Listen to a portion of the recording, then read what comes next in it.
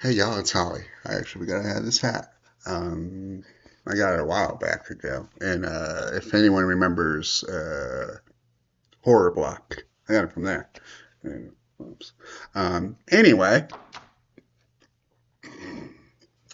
time for the Friday 13th ranking. So, I don't know how controversial some of this stuff will be. The middle chunks are definitely like interchangeable for me, really. Kind of just depends on me because a lot of them just have a similar vibe. But before we get too far, if you like my stuff or if you want to see more of my stuff, please remember you can always subscribe. Helps the channel a lot, of course. Leaving a like, leaving a comment also helps. All that would be greatly appreciated. Anyway, let's begin. At the bottom, at number 12, we have Freddy versus Jason. Now, if you saw my review of it, you know I'm not a fan of this one at all, really.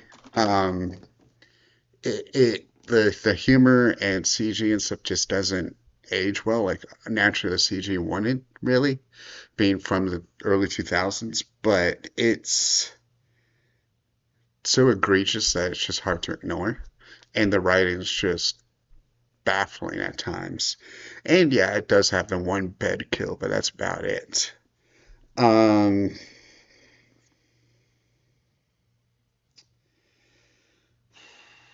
this one may upset people, but just because this one's partly a waste of potential, um, and began the heavy censorship is part six, Jason Lives.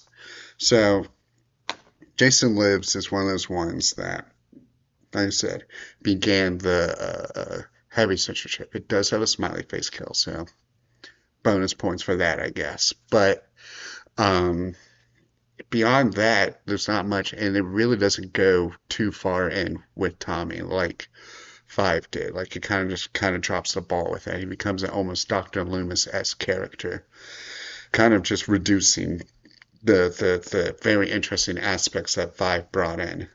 Um, and there's just not much going for it. Unlike the one that's just a step above, Part 7, New Blood. New Blood I rank just above because of the ending. Like that third act where she's using her psychic powers to attack Jason and stuff when we see zombie Jason and all of that. Yeah, that's all cool. That does help the movie a lot. But the censorship, the weak writing, all of that does hold it back. Like the beyond that, like the cool psychic fight. The only funny thing about it is Jason leaving after killing someone and coming back with a different weapon to kill the doctor. That's about it for me. Surprising people. Up next with 9, um, Jason Goes to Hell, Final Friday. Um, this one arguably is not as good as the others, but the fact that it did take bold steps and it's New Line's first one, then they just said, "Hey, let's go weird," is interesting. I do applaud that for them. I do like the idea in theory of where they were going with it, because it does take a different direction. Um, like I said, whether it works or not, not really the case. But it does bring back some of the violence that people liked. And like I said, it is interesting at least. It is a unique entry. Up next, Jason X. Jason X, I actually liked more than I thought I would. Um, the space stuff and the future stuff was handled pretty well for a movie of that time when they could have just phoned it in kind of thing. Yeah, was there cheesy, gimmicky parts? Absolutely. Um, was the horn dogness of the kids and stuff a little over exaggerated? Yeah, probably. But I had fun with it. It was definitely interesting for sure. Like I think it is like derided for the space thing, but in my review of it, I even pointed out, I was like, there's only really three uh, slasher franchises that went into space, and like two of those are pretty good, all things considered. Um, with the third being Leprechaun, which, honestly, I haven't fully seen, so I can't give a full opinion, but I feel like that's the weakest of the three. Any which way, I actually like it probably more than most. Above that, Jason Takes Manhattan. Now, here's the thing. Jason Takes Manhattan still within Paramount, still the like pretty censored, not very good time. However, it's the unique locations and the cinematography that saved this. There are some really good shots on the boat. Um, the like Jason going through the storm and stuff works really well. And of course, the shots within Manhattan itself are really nice. The ending makes no goddamn sense with him turning to a kid due to toxic sewers, but when has a Jason movie made too much sense? Um, and it does contain one of the better kills, being Julius's death, with him getting his head punched off. Like that one is memorable. Um, I think Manhattan does strike that balance of being bad, but also has some decent things that help it. All right, starting with this sixth ranked movie, 3D. 3D is one of those ones that is interchangeable for me. Where, like, yeah, it's fine, it has its moments. It's, you know, by that point, like almost run of the mill slasher, which is fine. I'm okay with that.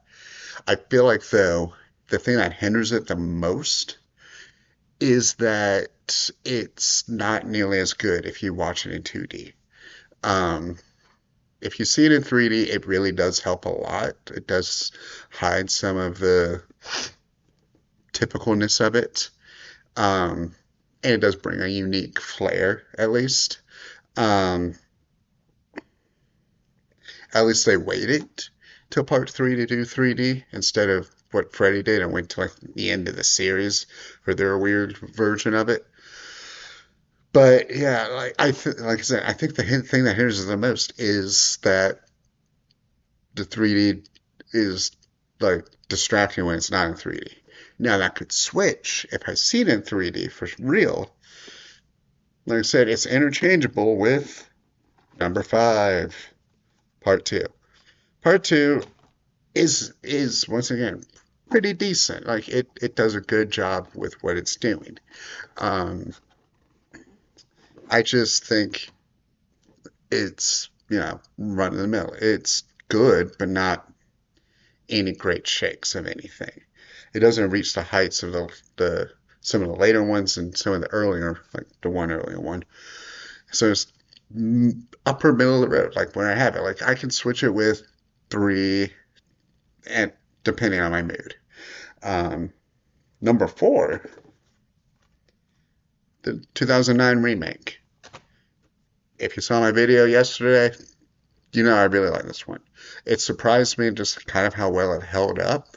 Like it's that perfect mix of 80s slasher and the 2000s ones, where like the kids are still kind of assholes and you maybe want one or two of them to live, but you definitely want to see a couple of them die kind of thing. Like it does a good job mixing those vibes.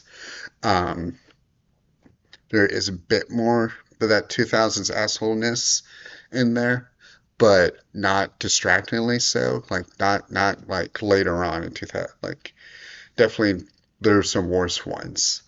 Um, but for what it definitely is one of the better remakes. And I do feel like Platinum Dunes in general, especially around that time, like it took a while for people to warm up to the Platinum Dunes remakes. I think partly because people were just hating on Michael Bay at the time, and horror fans that really just don't like remakes, despite some of their favorite movies being remakes. Very well on that one. But we move on to number three, the original. Now, yes, some people may have the original lower, definitely lower than 2009 one, but it's does strike that atmospheric look. It does begin the whole series, sets the groundwork for so many slashers afterward. Um, and I kind of like the build-up. Yes, would I prefer to have Pamela Voorhees show up a little bit earlier? Maybe. Yeah, perhaps. Because I feel like the twist is not much of a twist. It's like, oh, hey, here's this random woman. She clearly is the villain because she just appears at the end, you know? Um, but I do like you don't see the killer for most of it. It's I'm tossed between them. Um, and of course, this does feature probably the most iconic kill being Kevin Bacon's. Um, and one of the most effective jump scares in horror. But these final two would be interesting because I could see them being flipped. There's a good argument for them being flipped. Um, and if you to guess the final two, for sure. But this is where my personal feelings come into play rather than objective. Objectively speaking, these would be flipped, and one of them would be lower. But this is my ranking. So at number two, part four, Final Friday, or final chapter at least. In my review, I praise the hell out of this. I get why people love it. It all the characters are likable for the most part. Maybe one isn't as much, but you don't want to see any of them die. A rarity. Of course, Corey Feldman's great in it. Um, Jason, very intimidating. His death scene's very interesting. Um, it brings so much to the table and sets up like some really good stuff. It's a very good, like it's an insanely good entry, and it is a shame that it pretty much went downhill from there. Like it peaked at four for a lot of people. But that said, number one, part five. Like I said, I really like part five because they continue with Tommy. They continue the PTSD route. They really go into that. They do so much with this that's very interesting. Like they mix in the elements with Roy getting his revenge, using the legacy and fear of Jason to his own advantage, bringing in like elements from part one with a parent getting revenge for the kid's death, Tommy's PTSD, afraid that he's become Jason. That whole thing is very interesting. And like I said, like they dropped the ball in six by just kind of ignoring that and turning Tommy into a Dr. Loomis-esque character. So the amount of like bold swings and interesting stuff within part five is commendable. And that's the kind of like thing I would want to see. It's like, hey, we technically killed Jason. Let's go do something very unique and very interesting. Um, I think the unique ones, like despite some of them being pretty bad, get locked into your mind more so than the middle of the road ones. And if I thought about this more, I probably would put the middle of the road ones lower. But I also got to take into consideration that the quality of those ones are still technically better than the more interesting ones. But with all that said, that's pretty much my ranking. I know others are going to disagree, and I would love to hear your opinions in the comments because that's always interesting. But a quick final rundown. 12, Freddy vs. Jason. 11, part 6, Jason Lives. 10, part 7, New Blood. 9, part 9, Jason Goes to Hell. 8, Jason X. 7, part 8, Jason Takes Manhattan. Number 7, 3D. Number Wait, no, number 6. Did I? I miscounted. Number 6, 3D. Uh, Number 5, Part 2.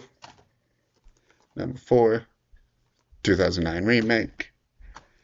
3, Part 1, 2, 4, and 1, 5. I said, if you have a different opinion, I would love to hear it. Other than that, see ya.